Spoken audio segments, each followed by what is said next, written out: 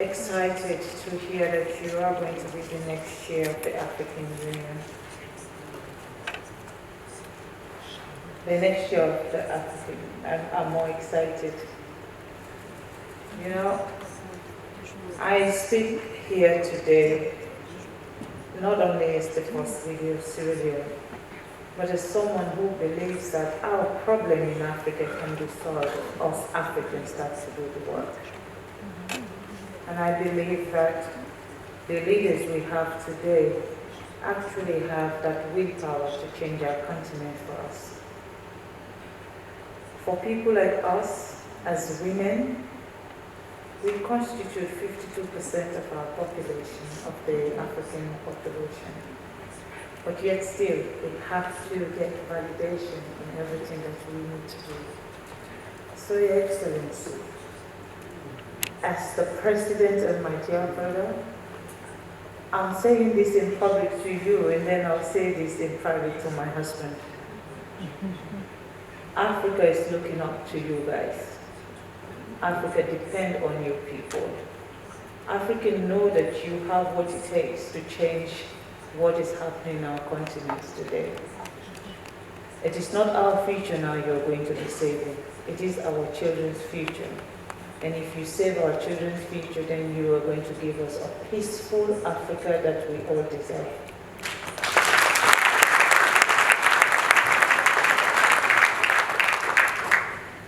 To be a leader is one thing. To be a good leader is another thing. To be a leader that sacrifices for his people is the most amazing thing. And I know you have what it takes to be that leader. For 4 decades into the HIV and AIDS epidemic, we have made tremendous progress.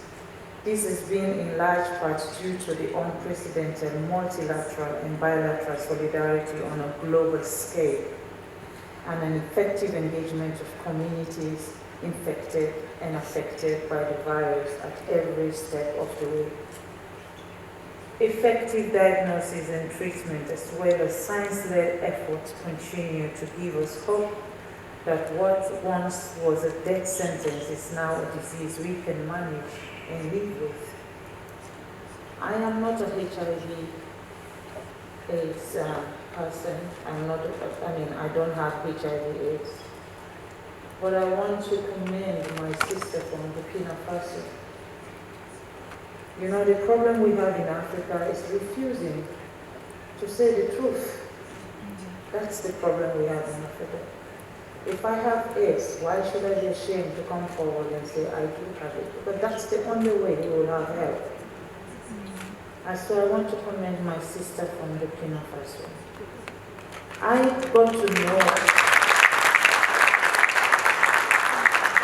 to know a dear friend that is very close to my heart just last month, that he's actually suffering from a disease that we can manage. It's not a death sentence anymore.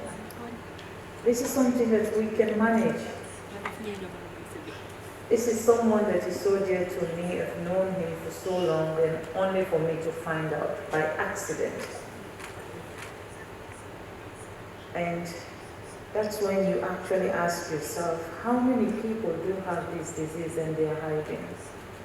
Now, if we're asking for help from our leaders, we also have to be true to ourselves, because when you have it and you don't prevent it or you don't protect yourself and you don't protect the people that are around you, we're just going to continue to pass it on.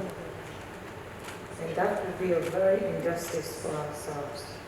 With Africa today, the rate of rape, the rate of legalized rape, which is child marriage, because when we continue to accept child marriage as part of our continent, we're legalizing rape. I can tell you that is the root cause of HIV and AIDS. A lot of people don't want me to say this, but that's the truth. Now we have to take tradition away from our religions. I am a Muslim woman, and if you want to talk about religion, I can engage you every day. Those traditions are not in the Holy Quran. So early marriage is another cause of why we have HIV/AIDS in West and Central Africa. Rape is another cause why the rate of HIV/AIDS is not going down. Teenage pregnancy is another cause. So while we're fighting HIV on this side, we need to also start fighting the root causes of HIV/AIDS. And then we'll have a solution.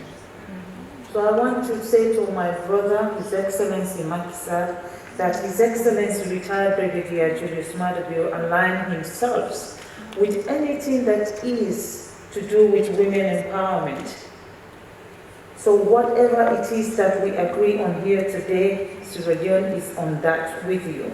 The political will to change our continent, I believe that's the reason why His Excellency has dedicated 22% of our national GDP towards education. Because we have to educate our girls also. When people are enlightened, they know what to do and they know what is right and what is wrong. Education is another thing and another reason why we have HIV and AIDS.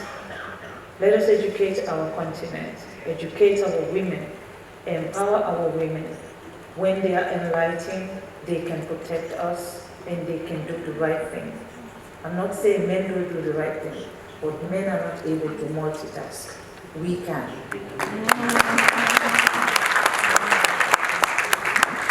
So, sir, again, you know you are my dear brother, and don't say I have a mountain sister.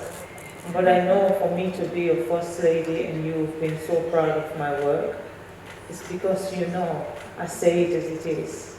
Africa, it is time for us to do what is right for Africa. Thank you so very much. Thank you very much, the Honourable First Lady of Senegal.